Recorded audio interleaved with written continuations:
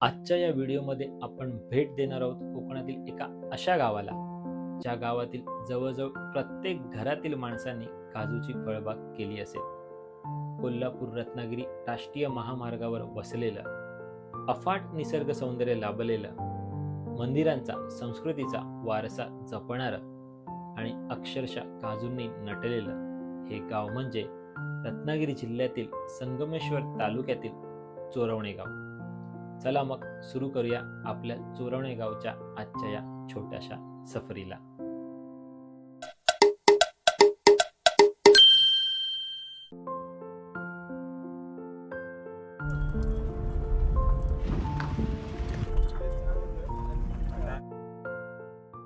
तर मित्रांनो, आपण आता चोरवणे गाव जे आहे, आपला कुणाल आणि आपला विकी आणि संकेत ह्यांचं हे गाव आहे. आणि ह्या गावातील जे गावदेवीचं मंदिर आहे, त्या मंदिराचं आणि त्या गावदेवीचं दर्शन घ्यायला आपण आता इथे आलो आहोत. आणि तुम्ही आमच्या मागे ते मंदिर, श्री जुगाई देवीचं मंदिर तुम्ही इथे बघत असाल, तर आपण आता आतमध्ये जाऊनसुद्धा त्या मंदिराचं आणि देवीचं दर्शन घेऊयात. चला.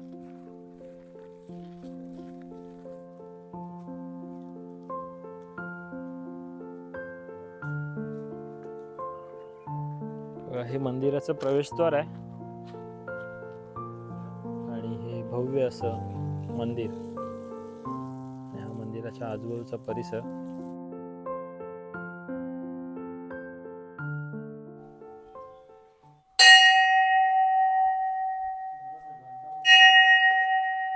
जर तुम्ही बघितलात तर सुंदर असं मंदिर इथे हे बांधलेलं आहे व इथे पालखी वगैरे पण आहे. आणि इथे सुद्धा मला वाटतं एक पालखी आहे, इथे शिमग्याची पालखी आपली होळीची. आता काहीच दिवसात आपला शिमगा सुरू होणार आहे, तर ही होळीची पालखी इथे लावलेली आहे. एक जुनी पालखी आहे मला वाटतं ना, आणि एक नवीन, बरोबर. आणि इथे आपलं मंदिर, मंदिराचा गाभारा, मंदिरातले आपले देव श्री जुगाई देवी, धनीन देवी, पावणाई देवी, रवळनाथ देव आणि सोंबादेव असे 5 देवांच्या मूर्त्या इथे आपण बघू शकता मित्रांनो.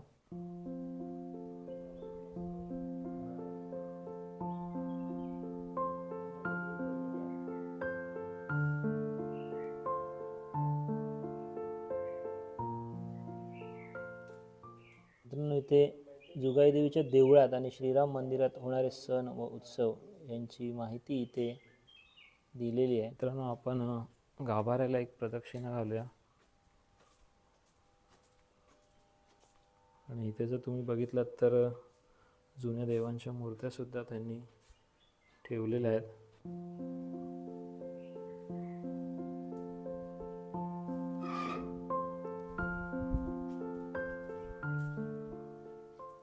हा मंदिराचा आजूबाजूचा परिसर, घनदाट अशा जंगलात हे गावदेवीचं मंदिर आहे मित्रांनो.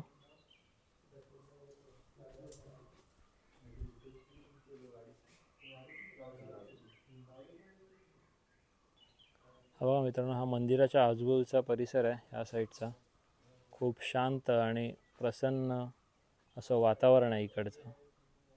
आपण थोडंसं इथे पुढे जाऊन बघूया. इकडे जर तुम्ही बघितलात तर लांब लांबपर्यंत घनदाट झाडी वाढलेली आहे.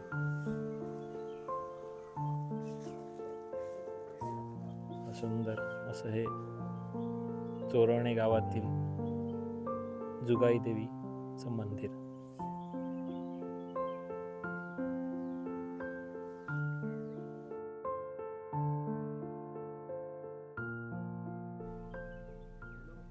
आपण आता सर्वप्रथम चोरवणे गावातील गावदेवीचं दर्शन घेतलेलं आहे. आणि ह्या आपल्या चोरवणे गावात मित्रांनो अजून एक मंदिर आहे श्री विश्वेश्वराचं, त्याचं दर्शनसुद्धा आपण घेऊयात.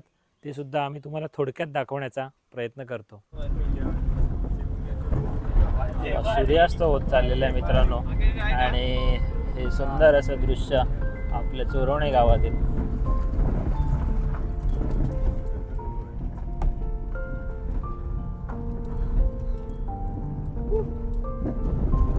किती भारी वाटतंय सगळं बघायला.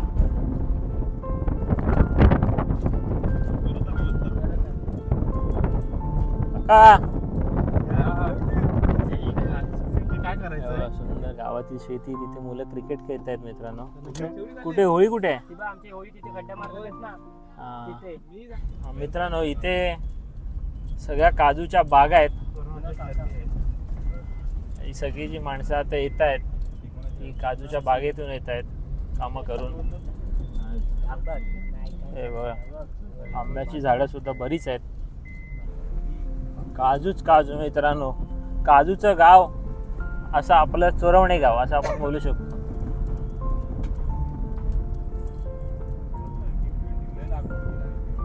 सगळीकडे तुम्हाला काजूचीच लागवड दिसेल.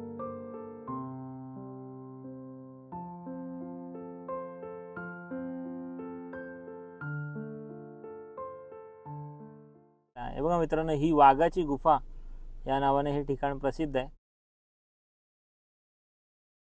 आणि असं ऐकण्यात आलंय की इथे पहिले वाघ असायचे. वाघाचं बीळ, वाघबीळ असं या जागेला ओळखलं जातं. आणि बघा एकदम गुफेसारखे ही जागा वाटते. इथे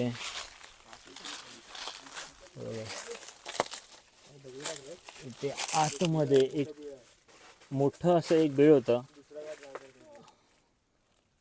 आता इथे दगडी टाकलेले आहेत. हे बघा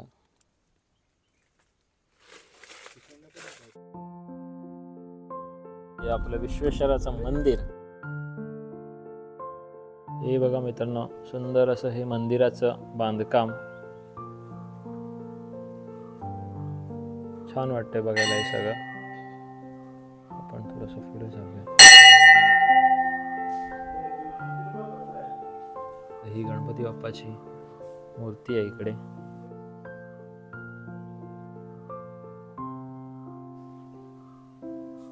आणि इथे आतमध्ये जर तुम्ही बघितलात इथे गाभाऱ्यात शिवलिंग आहे.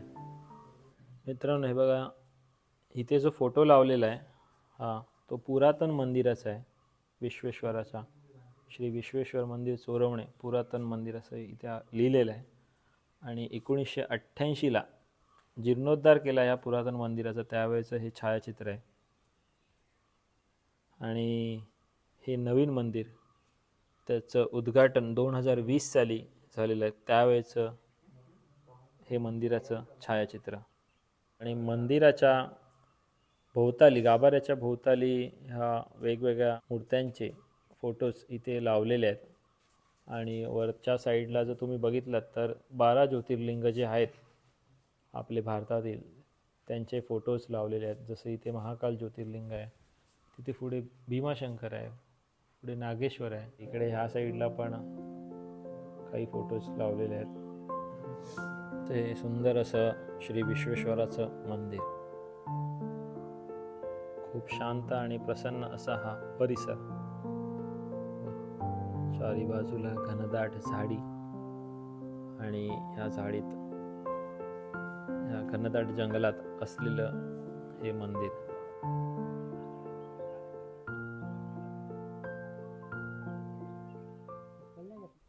हा बघा मित्रांनो, हा विश्वेश्वर मंदिराच्या आजूबाजूचा हा परिसर. लांब लांबपर्यंत जिथपर्यंत आपली नजर जाईल तिथपर्यंत आपल्याला घनदाट जंगल, झाडी हेच दिसतील. ह्या मंदिराच्या परिसरात आल्यावर सुद्धा मित्रांनो खूप शांत आणि प्रसन्न वाटतं. म्हणजे आपल्या मुंबईच्या धकाधकीच्या आयुष्यात धावपळीत आपण असतो आणि काहीतरी गावी आल्यावर अशी शांत आणि मनाला प्रसन्नता देणारी जी ठिकाणं असतात त्यातीलच आपलं एक हे ठिकाण, ते म्हणजे चोरवणे गावातील श्री विश्वेश्वराचं हे मंदिर.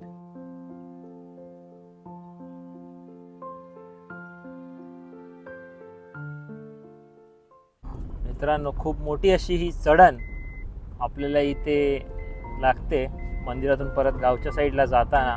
मित्रांनो बघा किती सुंदर असा हा नजारा आहे संध्याकाळचा. चोरवणे गावातील सूर्यास्त होत चाललेला आहे तिकडे. हो, सूर्य मावळत चाललेला आहे आणि हे दृश्य अक्षरशः डोळ्याचं पारणं फेडणारं हे दृश्य आहे आणि त्याचा आनंद आपण आज सगळे घेतोय.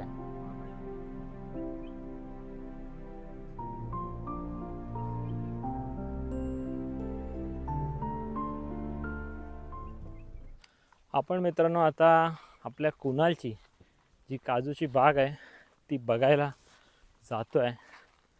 ही पण गावातली कोणाची तरी बाग आहे आणि सगळीकडे तुम्ही नजर टाकलात तर काजूच काजू आहे. हे बघा मित्रांनो, ही जी आहे ती आपल्या कुणालची काजूची बाग.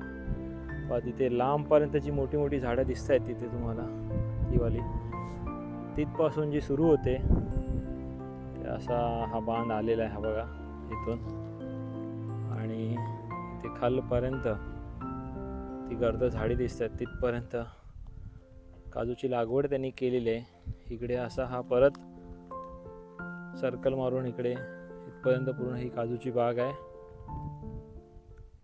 आणि मित्रांनो, ह्या एवढ्या जागेत जवळजवळ अंदाजे 250 ते 300च्या आसपास काजूची झाडं लागली असतील किंवा काजूच्या झाडांची लागवड केली असेल असं कुणाला सांगतोय आपल्याला. आणि बरेचसे असे काजू लागलेले आहेत बऱ्याचशा अशा झाडांना आणि लाल लाल पूर्ण काजूनी ती झाडं भरलेली आहेत मित्रांनो.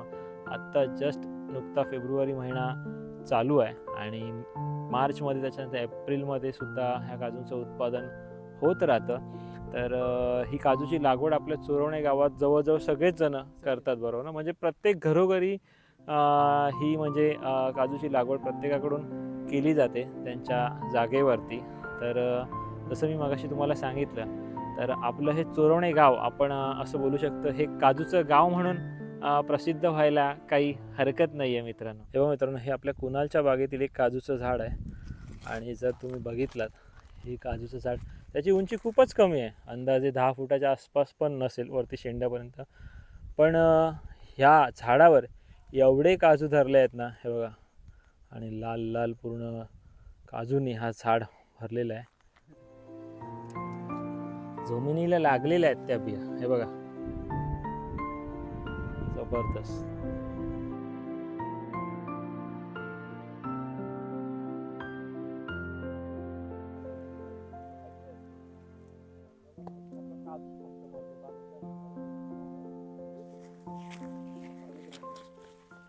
मित्रांनो, हे आपलं दसरा चौक आहे. इथे आपल्या चोरवणे गावातील नवरात्रीचा गरबा होतो आणि हे समाज मंदिर आहे ह्या गावातील.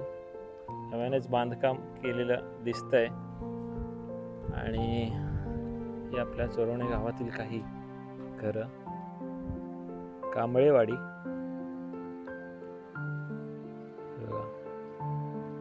संध्याकाळ झालेली आहे पण आम्ही तुम्हाला थोडक्यात दाखवतोय. मित्रांनो, हे आपल्या विकीचं घर आहे इकडे.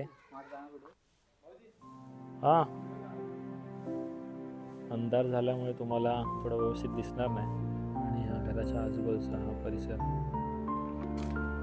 आणि मित्रांनो, हे जे आहे ते आपल्या कुणालचं घर आहे, कुणाल आणि रोशनीचं. बाहेर असं मस्त अंगण आहे मित्रांनो, शेणाने सारवलेलं. आणि तुम्ही मागे जर बघितलं तर तिथे झाडं सुद्धा लावलेली आहेत घराच्या आजूबाजूला. उंच उंच अशी ही झाडं आहेत. हे बघा, इथे आजूबाजूला किती झाडं लावलेली आहेत घराच्या. तर मित्रांनो, आपण कोकणातील संगमेश्वर तालुक्यातील चोरवणे हे गाव ह्या व्हिडिओमध्ये बघितलं. आपल्या कुणालचं, विकीचं आणि संकेतचं हे गाव आहे आणि ह्या चोरवणे गावात जवळजवळ 8 ते 9 वाड्या आहेत बरोबर. आणि प्रत्येक वाडीत 40-50 अशी वेगवेगळी, म्हणजे काही वाडीत 60-70 सुद्धा घरं असतील. असं हे खूप मोठं असं आपलं हे चोरवणे गाव. आणि जेवढं थोडक्यात मी अनुभवलं किंवा बघितलं किंवा मी ऐकलंय त्यानुसार चोरवणे गाव म्हणजे काजूचं गाव असं आपण बोलू शकतो. कारण प्रत्येक घरातील माणसांनी इथे काजूची लागवड केलेली आहे. मोठ्या मोठ्या त्यांच्या बागा आहेत काजूच्या आणि बऱ्याच प्रमाणात काजूचं उत्पन्न घेतलं जातं. घरोघरी काजूचं प्रोसेसिंग जे फॅक्टरी स्वरूपात आपण करतो, प्रोडक्शन करतो, ते सुद्धा बऱ्याच घरांमध्ये घेतलं जातं. आपण या गावातील काजू तर बघितलेच, काजूच्या बागा बघितल्या. त्यासोबतच आपण श्री विश्वेश्वराचं आणि ह्या गावातील गावदेवीचं श्री जुगाईदेवीचं दर्शनसुद्धा घेतलं आणि गावातील काही आजूबाजूचा परिसर तुम्हाला थोडक्यात आम्ही दाखवला. तर तुम्हाला आपला हा संपूर्ण व्हिडिओ, कोकणातील हे आपलं चोरवणे गाव कसं वाटलं हे तुम्ही आम्हाला नक्कीच कळवा. तर तुर्तास इकडेच थांबूयात, भेटूया पुढच्या व्हिडिओमध्ये. तोपर्यंत धन्यवाद, बाय.